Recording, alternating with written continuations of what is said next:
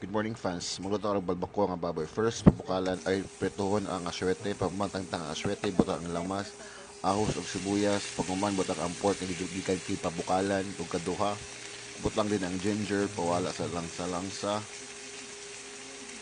So after butang tuyo gamay, then ikaduha is butang nimo ang sabaw sa imong pagpabukal sa pork sa ikaduhang pagpabukal kay ang first hugaw. So after di mo siya hugaw nato yung mga residue bitaw. After butang og 4 nor cubes and lemongrass and uban nga lamas.